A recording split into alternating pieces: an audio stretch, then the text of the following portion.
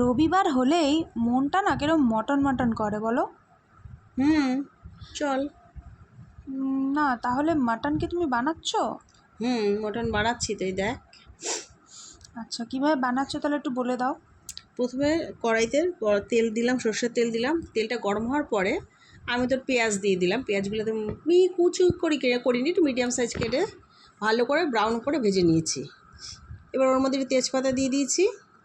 ওটা দেওয়ার পরে ভালো করে ভেজে এবার ওর পরে আমি এক এক করে মশলা দেবো। পেঁয়াজটা দেখ ভালো করে ভাজা হয়ে যাবে।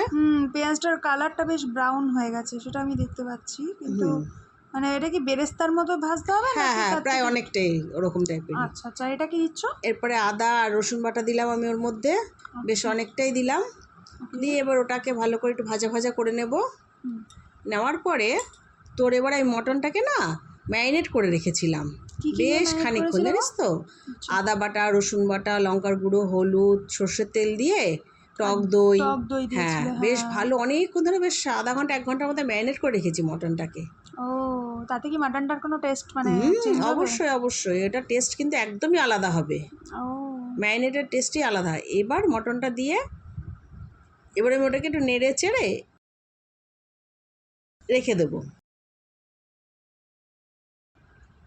এবার এটার মধ্যে আমি রেখে দেওয়ার বেশ কিছুক্ষণ বাদে গিয়ে সাথে সাথে না, আমি একটু ঢাকা দিয়ে রাখার পরে এবার ওর মধ্যে লঙ্কার গুঁড়ো আর তোর ওর মধ্যে ধনে বাটা আর জিরে বাটা দিয়ে দিতে হবে এবার।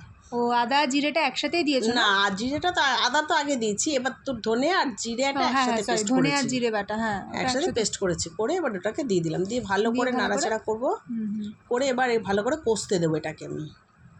মাটনের এই স্টেজটা দেখলে খুব ভালো লাগে কিন্তু।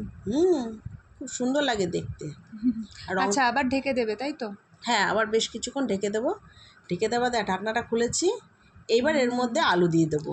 হ্যাঁ, আমি এটাই ভাবছিলাম যে তুমি আলু দিলে না তো, আলু ছাড়া মাটনটা কিরম যেন একটা ফাঁকা ফাঁকা লাগে। এবার দেখ, আলু কিন্তু আমি ভাজিনি, দেখ কাঁচা আলু দিয়ে দিচ্ছি এবার ওর মধ্যে। সেটাই তো দেখছি। এগুলো সেদ্ধ হয়ে যাবে? একদম সেদ্ধ হবে, আর খেতে ভীষণ টেস্ট হয়। ভাজা আলুর থেকে কাঁচা আলুতে টেস্ট বেশি সুন্দর হয়, জানিস খেতে। ও আচ্ছা, দেখ জানা ছিল না।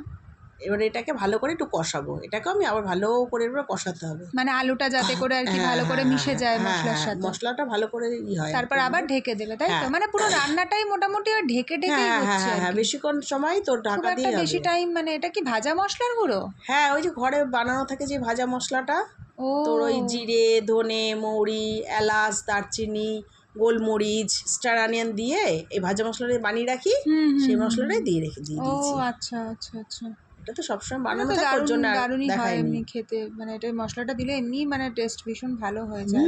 আর এটা আমি বানিয়ে রাখি বলে এটা আর আমি আলাদা করে দেখানো হয়নি।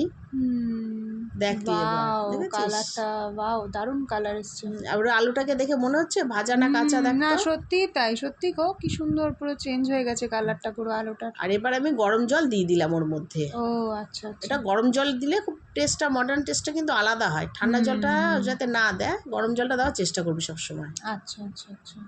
দেখ মটনটা, মাংসতে তো গরম জলটাই বেশি মানে যায়, কারণ ঠান্ডা জলটা দিলে বলে যে মাংস আবার রিভার্স করে। হ্যাঁ হ্যাঁ হ্যাঁ, আর একটু গরম জল দিয়ে দেখ কত ভালো লাগছে, দারুণ কালার এসছে একটা। খেতেও নিশ্চয়ই খুব ভালো হবে। দেখ এই ফোটাটা দেখার মধ্যে কিন্তু একটা তৃপ্তি আছে, মানে মাংসটা ফুটছে এটা দেখলেই যেন জিভে একটা জল জল চলে আসে। এটা কিন্তু দারুণ। তাহলে তুই বাটি নিয়ে এবার বসে পড়। হ্যাঁ একদম। যাই হোক, গরম ভাত, তাহলে রবিবার একদম সবকিছুর সাথেই তুই খেতে পারবি। হ্যাঁ, অনেকে লুচি দিয়েও মাংস খেতে ভালোবাসে, তারাও খেতে পারবে। হ্যাঁ, এটাতে ঝোল থাকবে না খুব একটা, বেশি মাখামাখাই হবে। এটা জল দেওয়ার পর তোর বেশিক্ষণ আর ফোটাবো না। মাটনটা প্রায় আমার কষানোতে সিদ্ধ হয়ে এসছে। এই দেখ মটনটা, বাও, মাটন পুরো রেডি একদম। আমাদের মটন রেডি হয়ে গেছে। চলো তাহলে ভাত দিয়ে এবার এনজয় করি। একদম।